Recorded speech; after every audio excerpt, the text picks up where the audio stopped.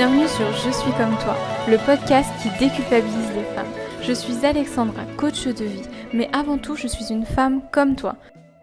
Hello Émilie, bienvenue sur le podcast. Salut, merci de ton accueil. Merci à toi d'avoir accepté l'invitation. Comment est-ce que tu vas aujourd'hui? Eh bien, ça va très bien. Écoute, il fait beau, là, le jour où on Oui, enregistre, donc ça fait plaisir. Et trop toi? bien, trop bien. Bah, ça va aussi. Alors par contre, j'ai pas la chance avec le beau temps. Ah, Je suis au Portugal actuellement, mais il fait gris et il pleut. Donc pas mais il faut top. venir à Toulouse, tu vois? Voilà, c'est ça. Comme quoi, il ne faut pas partir bien loin pour avoir le beau temps. Alors, est-ce que pour les femmes qui nous écoutent, est-ce que tu peux te présenter un petit peu, nous dire qui tu es, ce que tu fais, ton parcours? Oui, donc je suis Émilie Hulot, je suis coach et mentor d'entrepreneurs. Et ça veut dire que je vais accompagner les femmes sur les volets business, communication et état d'esprit. Donc, c'est-à-dire, c'est un problème avec ton client idéal, ton positionnement, peut-être aussi un peu confiance en soi, que ce soit sur les réseaux sociaux ou autres, ou mettre en place une stratégie de com sur les réseaux sociaux, ou même à l'extérieur. Ben, je suis la femme qu'il te faut. Ok, ça marche. Et du coup, tu fais ça depuis combien de temps? Alors, officieusement, depuis 2020, j'ai commencé à bêta-tester, et cetera. Et en fait, je faisais vraiment la confiance en soi pour tout le monde. C'est-à-dire que ce soit, les scolaires, donc j'intervenais sur le harcèlement scolaire et cetera, les particuliers et les femmes entrepreneurs. Et en fait, à mon retour de congé mat, comme on avait une organisation un peu spécifique puisqu'on garde mon fils à la maison, il a fallu faire des choix et j'ai pris ce qui me faisait vraiment le plus vibrer, c'était d'accompagner des beaux projets entrepreneuriaux. Et donc j'ai décidé de vraiment me spécialiser dans la femme entrepreneur. Donc là, depuis septembre 2022, je suis full focus, sur la femme entrepreneur. Ce que je faisais déjà les mois d'avant, hein, Mhm. mais là, je ne fais plus que ça depuis septembre 2022. Ok, ça marche. Et du coup, avant 2020, tu faisais quoi, sans indiscrétion? Alors moi, j'étais malheureuse parce que j'étais salariée. J'ai toujours su que c'était pas mon truc, mais voilà, j'ai toujours essayé de me mettre dans des moules, qui me Hmm, correspondaient pas. Donc en fait, je travaille en agence de com, hein. ok, J'ai fait toutes mes études en communication, d'où le volet com, ouais. par la suite dans mon business qui s'est ajouté au côté vraiment, confiance en soi. Et donc j'ai fait 2 agences différentes à Toulouse, une vraiment, rédaction, pour des magazines, que ce soit en interne, donc c'est-à-dire nous on avait nos propres magazines, en externe et aussi tous les réseaux sociaux des 2 magazines qu'on avait en interne. Mhm. Et ensuite, dans mon autre expérience, là, j'étais un peu couteau suisse, donc à la base, j'étais rentrée pour être community manager, puis au final, je faisais aussi relations influenceurs. J'ai une collègue qui était partie, donc j'avais récupéré tous les dossiers relations presse. Donc c'est pour ça que j'ai vraiment un côté à 360 de la communication. Et moi, dans mes études, c'était surtout la stratégie de com Ok. que j'avais étudiée. Et donc, je donne des cours aussi maintenant. Je dispense comme ça mon savoir à des élèves de BTS et de Master 2 en communication. Top, trop bien. Trop, trop cool. Ça, c'est super intéressant de pouvoir Ouais. partager. Et, ouais. Du coup, si je t'ai invitée sur le podcast aujourd'hui, c'est parce que j'ai remarqué que en fait, les coachs sur les réseaux sociaux, souvent, ils avaient une vision, enfin, ils avaient on les voyait comme des femmes fortes, comme des femmes battantes, à qui, enfin, pas forcément battantes, mais justement, on voyait pas le côté négatif, en fait, dans le sens où, Mmh. ben, on ne sait pas qu'il leur arrive des trucs pas cool, euh, et que ça arrive que aux femmes normales et que nous, on est un peu surhumaines. Mais du coup, j'aimerais remettre les points sur les i avec ce podcast et dire qu'en fait, bah, on est comme tout le monde, on est des femmes avant tout, des êtres humains, et que bah, on a aussi des problèmes et que tout n'est pas tout beau, tout rose dans notre vie. Et donc, si je t'ai invitée aujourd'hui, c'est pour que tu nous partages justement un de ces moments difficiles que tu as pu vivre dans ta vie. Ouais et je trouve que c'est super comme démarche, parce que moi j'ai cette démarche-là aussi, alors qui est sur mon chapeau, on va dire, coach business, de vous dire on vous parle de «il faut que» et cetera. On a beaucoup de croyances, Hmm. même des gens qui partageraient, je sais pas moi, leur chiffre d'affaires et en fait, c'est pas leur revenu. Pareil, des gens qui disent: «Ah, je me monte en société». Tu dis: «Punaise, en fait, elle cartonne» et en fait, pas du tout, c'est juste pour toucher 100 de ses droits Pôle emploi derrière. Enfin bon bref, je vais pas rentrer dans les détails de comment Ouais. ça fonctionne, mais du coup, on peut avoir plein d'injonctions comme ça à croire des choses, même des fois, c'est pas volontaire, hein, juste on communique sur quelque chose, puis les gens lisent pas la description et puis bim, tu as une injonction en pleine tronche. Mais si tu avais lu le post, tu aurais compris que, voilà. Hmm. Donc je trouve que c'est hyper intéressant aussi sur ce côté, full mindset. Voilà, c'est pas parce qu'on est coach qu'en effet, on n'a Mmh. pas des choses à gérer à côté. C'est juste, moi, c'est ce que je dis aussi, hein, c'est pas spécialement une baguette magique, le coaching, mais par Ouais. contre, tu vas pouvoir repartir avec les outils si tu fais face à une nouvelle situation derrière, qui va justement t'aider à l'affronter. Moi, typiquement, bon, alors on va parler dépression postpartum, Mmh voilà, mh. j'avais pas la baguette magique pour ça, je savais pas, enfin voilà, c'était tout nouveau et même tu pouvais avoir fait, je sais pas moi, 10 ans de coaching, tant que tu avais pas vécu la dépression postpartum, tu sais pas, trop, comment tu vas le ressentir mais par contre, tu peux avoir les outils en effet Ouais. pour pouvoir affronter tout ça. C'est ça, carrément. Donc c'est souvent ça, en fait, c'est qu'on a les mêmes problématiques que tout le monde, mais vu qu'on a les outils, ça passe peut-être plus facilement et encore, mais on sait comment on va, gérer, ça, en fait. Mmh. Et du coup, est-ce que tu peux nous parler donc, de la dépression, postpartum, que tu as vécue? Yes, alors, moi quand j'étais enceinte, c'était un sujet, heu, je suis tombée enceinte du coup en septembre 2021. C'est un sujet que j'évitais un peu parce que ma grossesse passait très bien, j'avais conscience que ça existait, mais je ne voulais pas me mettre des idées dans la tête. Parce que moi, OK. je suis quelqu'un qui réfléchit beaucoup et du coup, voilà, j'avais conscience que ça existait, je m'étais un peu renseignée quand même, mais voilà, une fois que j'avais, compris le truc, je me suis dit: «Bon, on laisse ça et on verra». De toute façon, tu peux pas, je vais en reparler après, mais c'est un truc, pour moi, en tout cas, tu peux pas le préparer. Pour ça, j'ai choisi Mmh. même un sujet où j'ai même pas eu les je vais en parler après, mais même trouver les outils derrière. Bon, déjà, je pense qu'il fallait au moins comprendre ce que c'était, savoir ce que c'était déjà, un point essentiel. Bon, ça, j'y reviendrai plus tard.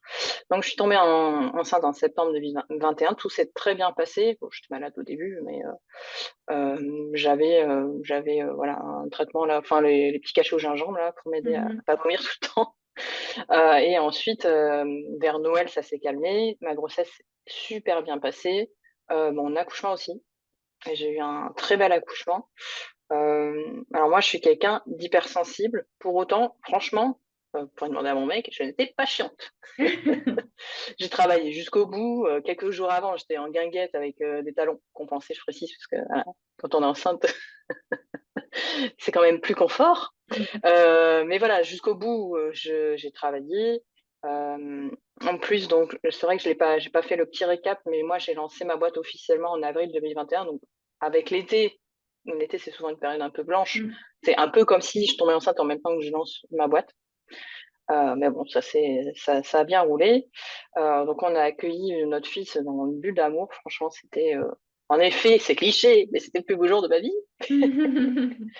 Et c'est l'après où c'était un petit peu, compliqué, donc la fatigue et cetera. Bon, moi, au début, je voulais un accompagnement physio. Finalement, j'ai dit: «Péridurale!» Donc bon, mais j'étais OK avec ça. Je m'étais ouverte à toutes les options et je m'étais dit: «Bon, bah, voilà, s'il faut prendre la péri, il y a pas de souci. Moi, je veux juste que ça se passe bien et que je sois OK avec tous les choix que je fais». Et du coup, j'en suis contente puisque j'ai pu me reposer avant, d'accueillir mon fils, et au moment d'accueillir, bah, forcément, j'étais un petit peu fatiguée, mais j'étais en tout cas, je pense, au meilleur de ma forme, par rapport à ce que mon corps venait de vivre. Mmh. Et c'est là que s'est passé ce qui s'est passé. Voilà. Jusqu'ici, voilà, le Ouais, décor tout était va un petit bien. peu tout beau tourne, voilà. Et là, bon, bah, je suis fatiguée, je réalise pas, en fait, que c'est la dépression postpartum. Je mets tout sur le dos de la fatigue. OK. Voilà, tout le monde te le dit en plus: «Ah bah, vous êtes fatigué et cetera» et moi j'ai une tendance à être hypersensible, c'est ça que je voulais vous dire tout à l'heure en parlant du fait que mon mec allait vous dire que j'étais cool à l'époque, c'est que j'ai tendance à être vraiment dans les émotions, à les vivre et je suis OK avec ça. J'ai déjà pleuré en public, enfin voilà. Tout le monde m'a déjà vu au moins pleurer au moins une fois et c'est OK, enfin je Mmh. m'en fiche. Hem Et donc je m'étais dit: «Ben, c'est peut-être ça, c'est peut-être la fatigue, mais certainement pas la dépression». À Mmh. aucun moment je me dis que c'est la dépression postpartum. Et qu'est-ce qui fait du coup, ouais, que tu te dis, c'est ça? Alors, donc moi j'étais en congé, j'ai choisi de prendre, congé mat donc à l'époque, bah, là j'y suis encore au moment où on parle, je continue à décaler mes droits Pôle emploi donc j'ai été, en congé mat comme une salariée. Ça je le précise si jamais il y en a qui ont des questions là-dessus. Puisque j'avais cumulé des droits et cetera pendant mon salariat, donc ayant encore, les allocations chômage qui se décalent, plus je décalais je déclarais de chiffre d'affaires, j'avais du coup encore enfin, j'étais considérée comme salariée, en tout cas quand j'étais en congé mat. Donc, j'ai pris tout mon congé mat. C'est-à-dire que j'ai repris le travail vers le 22 août 2022. J'ai accouché le 31 mai. Il devait arriver le 6 juin, je crois, ou le 9, je sais plus. Et je me reposais, donc on m'avait dit, ton fils dort, tu dors. Donc c'est ce que je faisais, pas de souci. Et j'arrivais pas en fait à, à reprendre un petit peu d'énergie, quoi. Ou alors j'en reprenais, mais c'était, je me dis, oh, ça y est, c'est revenu, je suis redevenue un peu moi-même. Donc je faisais plein de trucs dans la maison, etc. Moi, je suis quelqu'un d'assez actif. Puis au final, très vite, je me refatiguais derrière et j'oscillais vraiment sans cesse entre un bonheur profond et intense, ce qui correspond pas forcément à la définition d'une dépression postpartum, puisqu'on dit qu'on va rejeter un peu la faute sur bébé, on sait pas s'en occuper, etc. Moi, j'ai pas du tout ça. Pour le coup, ça a toujours été fluide avec mon fils, même aujourd'hui. Donc, bonheur intense, donc c'est-à-dire tu le regardes, tu pleures de joie, et profond mal-être. Donc, comme si j'étais, je sais pas, visuellement, je vois ça vraiment comme du brouillard et il n'y avait pas de lumière et j'arrivais pas à me projeter. Et en fait, j'avais l'impression vraiment d'être l'ombre de moi-même. J'étais pas moi. Je disais à mes proches que ça allait parce que pour moi, encore une fois, c'était la fatigue, hein, mais je me mentais surtout à moi-même. Je ne mentais pas qu'à mes proches, quoi. Et Ok. les émotions, en fait, elles me submergeaient tellement que j'avais même pas le temps de réfléchir, quoi. J'étais tout le temps dans des vagues émotionnelles comme ça. Et c'est ça qui est difficile parce que la dépression postpartum, c'est vraiment enfin, comment dire, c'est purement physique, en fait. Mm.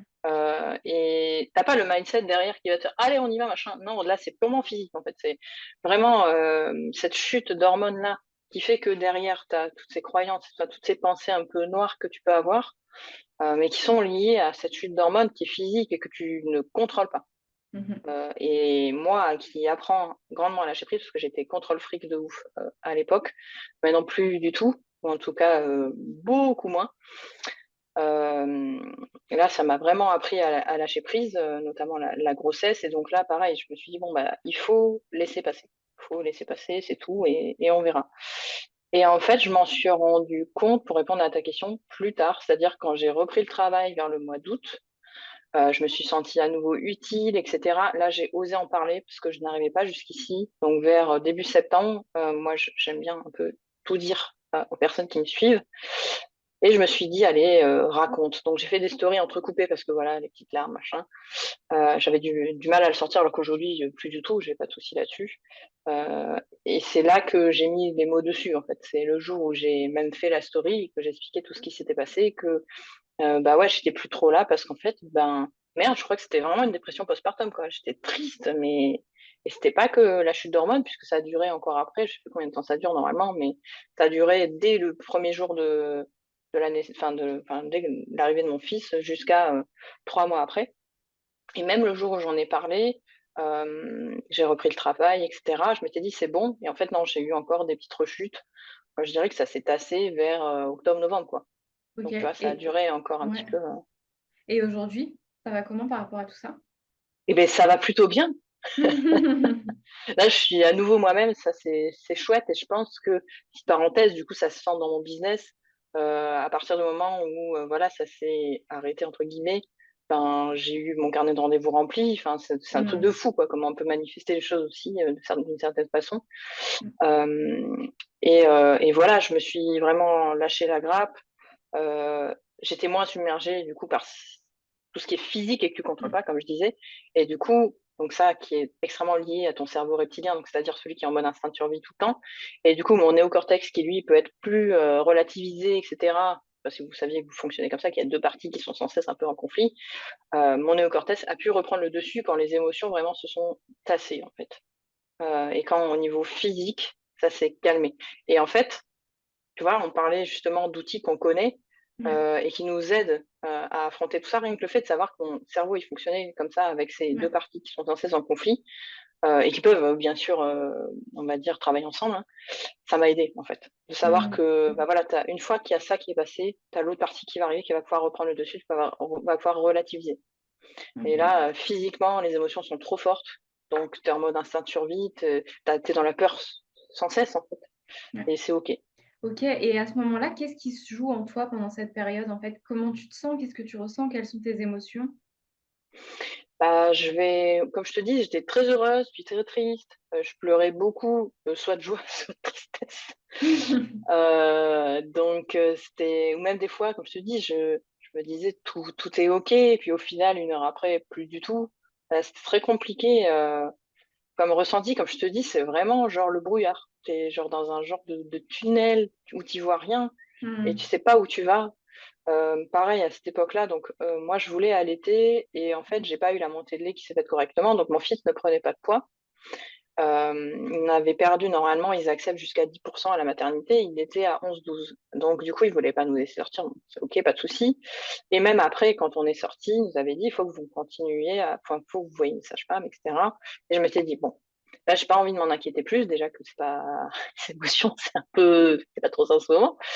Donc je vais me faciliter la vie, si c'est pas ok en termes de poids, et ben tant pis, on prendra du lait en poudre. Donc, on a pris du lait en poudre et puis finalement, mon fils l'a très mal digéré. Il avait beaucoup de mal avec ça, donc il avait mal tout le temps. Donc, c'est-à-dire que c'était un amour, mais quand il avait mal au ventre, bah, forcément, il Hmm. pleurait très souvent.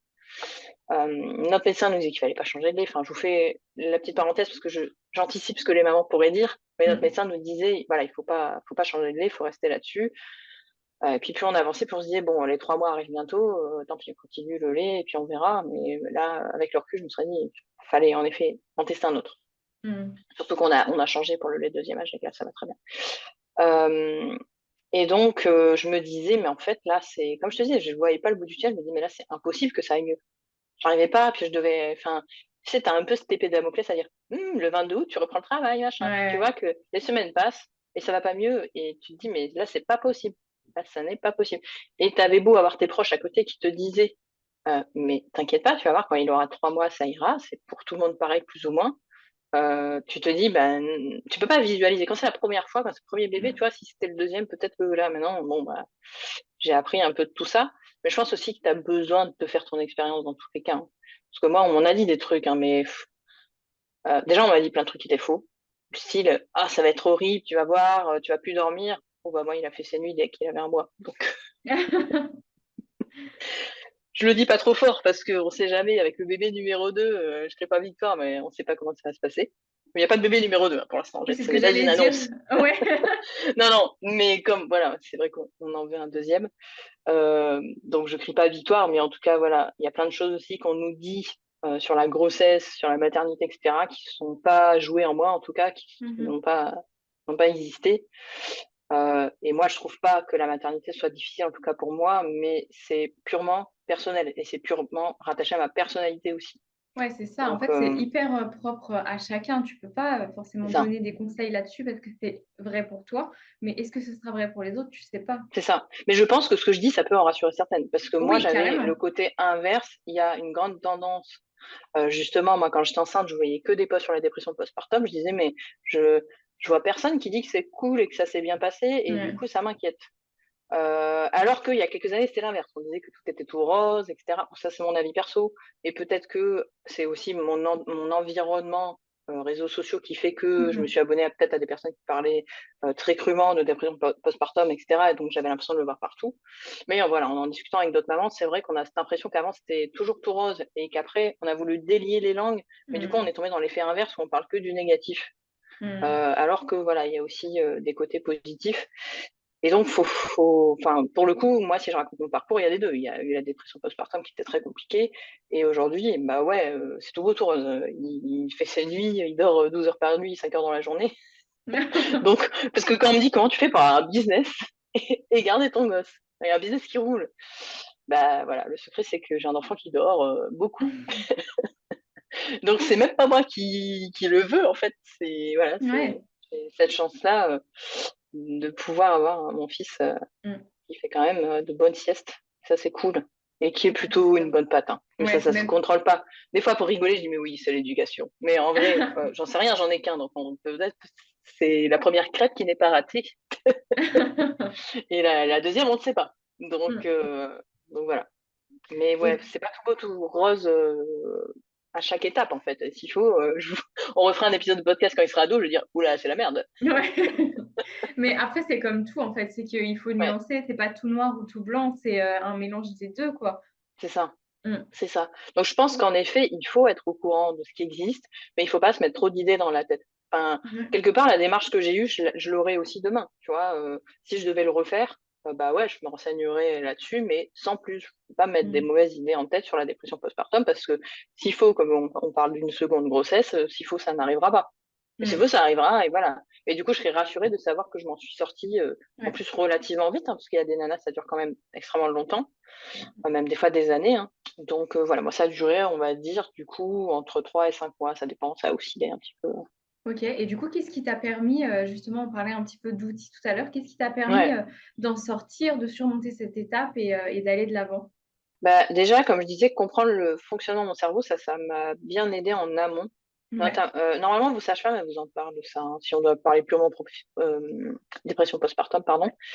Normalement, elles vous parlent un petit peu de tout ça, et c'est marrant, c'est quand je crée mes ateliers et que j'aborde toujours cette partie fonctionnement du cerveau. Et du coup, ça faisait écho, donc c'était marrant. C'est quelque chose que je savais déjà, mais le fait de le voir dans sa vie perso, pas que dans le côté pro, parce que moi, j'accompagne vraiment sur le pro, hein, je trouvais que c'était intéressant. Mais si on doit en retenir un truc, franchement, qui m'a vraiment aidé, c'est bah, pareil, c'est une phrase de ma sage-femme qui m'avait dit que rien ne dure. Mm. Rien ne dure, et ça m'aide, mais même pas que pour quand mon fils fait ses dents, par exemple, et que là, oui, il ne dort pas 12 heures par nuit. Hein, il y a pas de recette magique à ces moments-là. Mm. Mais peu importe ce qui se passe, dites-vous que tout passe. Tout passe. Et ça, c'est tellement vrai. C'est une phrase qui m'a aidée et que je me gardais quand ça n'allait pas. Je me disais, allez, tout passe. Si on te l'a dit, c'est que c'est vrai. Il faut un moment lâcher prise et faire confiance. Mm. Et peut-être que c'est pour ça que moi, ça, entre guillemets, c'est passé relativement vite, cette dépression postpartum. Parce que comme je dis, il y en a, ça dure des années. Donc là, entre 3 à 5 mois, ça peut être vu comme assez rapide. Pareil, Ouais. peut-être que vous avez juste eu un petit baby blues de quelques semaines, je sais pas, mais ça, encore une fois, comme on le disait, ça dépend de toutes les femmes, de chaque femme, hein. Ouais. Ça m'a aidé. Le fait aussi de pouvoir, franchement, délier un peu ma langue, d'en parler, que ce soit à mon conjoint, que ce soit à mes proches, etc. Ça m'a aidé aussi. Le temps aussi m'a aidé. Et puis, bah, voir son fils Mm. vivre et être en bonne santé, etc. Ben, forcément, ça, c'est quelque chose qui a une valeur inestimable et qui t'aide, hein, à ce moment-là. Tu parles aussi, enfin, tu t'as parlé du fait d'en parler à ton conjoint. Quelle est la place de ton conjoint à ce moment-là, dans cette situation? Bah, lui, forcément, il se sent un peu démuni parce qu'il voit que je suis pas bien. Alors, on s'en était parlé, et ça, c'est un truc que je conseille de faire, hein, avant l'accouchement. Bon, ma chérie, t'es hypersensible. Qu'est-ce qui va se passer après quand il y aura bébé?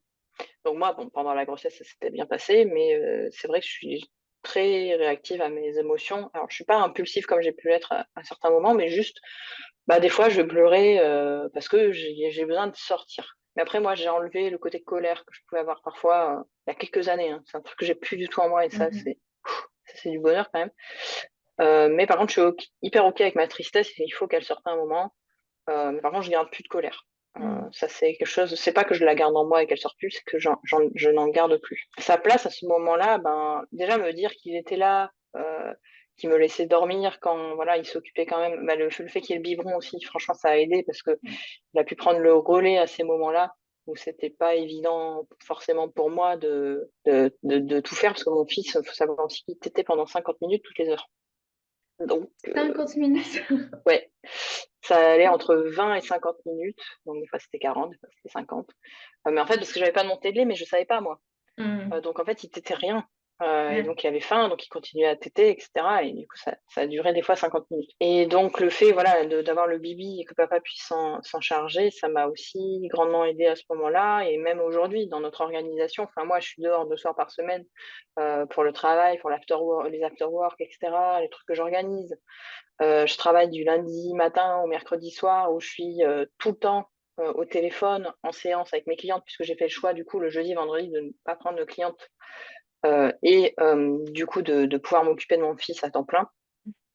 Et donc, voilà, il a accepté tout ça. Et du coup, lui, le jeudi, vendredi, il peut travailler sur ses projets euh, et inversement. Et moi, je garde mon fils. Et c'est vraiment une volonté qu'on avait de pouvoir avoir notre fils. Puis ça grandit tellement vite.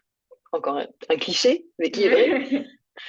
que le fait de l'avoir à la maison, franchement, voilà, c'est que du bonheur et c'est top. Bon, après, c'est parce que ça se passe bien et que je ne suis pas seule, hein, je précise, hein, Mm. parce qu'il y a des mamans qui n'ont pas les conjoints qui peuvent être là et c'est compliqué.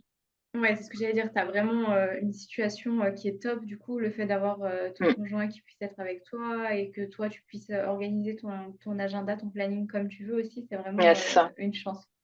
Ouais, ça, c'est une chance de part, déjà, la situation de mon conjoint qui peut, donc lui, il se forme à la maison, il veut être 3D artiste, donc il se forme à la maison, et aussi le fait que mon activité, je puisse la faire en visio, Mm. bah, c'est ça qui aide, en fait. Ce qui fait que Ah, oui, bah, je mm. suis crevée à la fin de mes journées puisque je suis au téléphone du soir au matin.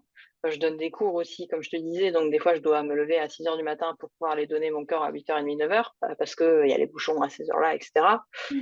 Donc c'est sûr que sur 3 jours, je fais beaucoup de choses, je suis fatiguée, mais au moins j'ai mon business qui roule et c'est viable et Mm. c'est cool. Ouais. Et d'ailleurs, je veux juste rebondir sur une chose parce que j'ai dit que c'était de la chance, mais finalement, c'est toi qui t'es permis de pouvoir faire Oui, tout c'est ça vrai, je et n'ai même pas qui relevé, t'es mais créé tout ça. C'est pas une question de chance ou quoi, ouais. oui, mais c'est une chance dans le sens où bah, des fois on est animé par une activité qui ne permet pas, par exemple la Mm. visio, etc. Tu vois. Ouais, c'est vrai. C'est Donc vrai, là, t'as pour raison. le coup, c'est même pas un choix au final. Enfin, ça a été un choix à un moment, mais peut-être je serais tombée amoureuse d'un certain domaine d'activité et ça aurait été compliqué. Je dis n'importe quoi. Si j'avais été potière, bon, là, ça aurait peut-être été compliqué. Et Ouais. encore que, peut-être que je m'isolais du lundi au mercredi pour faire mes poteries, et puis après. Mais c'est vrai qu'il y a des métiers où tu dois être en déplacement, ou alors des nanas qui ne peuvent travailler que le week-end parce que elles ont une cible salariée. Moi aussi, le fait que je sois sur une cible qui est entrepreneur, c'est cool parce que elles sont disponibles là dans la journée. Ouais. Mais voilà, des nanas qui ne peuvent avoir leurs clients que le soir ou les week-ends, c'est compliqué. Ouais, c'est clair. C'est clair. Ok, et si tu ne devais donner qu'un seul conseil aux femmes qui nous écoutent par rapport à la dépression postpartum, ce serait quoi? Juste Vraiment, un. retenez la phrase tout Ouais, passe. Ça, ok. c'est le conseil, l'unique conseil que je peux vous donner, c'est tout passe. Et Hmm. c'est vrai, parce que Ouais. j'étais un peu sceptique, moi. J'ai dit oui, oui. Mais c'est vrai. Ok, donc s'écrire dans le creux de la main, tout passe. Exactement, un petit tatouage. Enfin, je sais pas s'il y a il y a peut-être une langue où ça fait un peu sympa qu'on peut se tatouer. Tu sais. Carrément. Ok, Ou un fond et d'écran. un fond d'écran, ouais, carrément. Je l'ai fait, je me suis fait coacher il y a pas longtemps et en fait, ma coach, du coup, m'envoyait toutes les semaines un mantra qu'elle avait fait par rapport à Trop notre bien. dernière séance et que je pouvais mettre en fond d'écran de mon téléphone. Donc, à chaque fois que je déverrouillais mon téléphone, j'avais mon petit mantra qui était Ah, c'est une bonne écrit. idée, ça. Ouais, c'est une super idée et ça m'a vachement aidée. Je prends note. Et du coup, donc, pour toutes les femmes qui nous ont écoutées et qui aimeraient échanger avec toi, où est-ce qu'elles peuvent te retrouver? Alors, moi, j'adore Instagram. Vous pouvez me retrouver sur Ok. Instagram et mon compte, c'est Emily, I-E à la fin, point Hulot, Hulot. Yes, je mettrai le lien de toute façon juste en dessous pour qu'on puisse te retrouver facilement.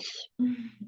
Super, et ben merci beaucoup pour ce moment d'échange, c'était vraiment super Merci à intéressant toi. et je suis sûre que ça va aider de nombreuses femmes, en tout cas déculpabiliser que c'est OK de traverser cette phase après l'accouchement. Même si c'est Ouais, censé être, comme tu dis, tout beau, tout rose, c'est pas forcément le cas et c'est OK.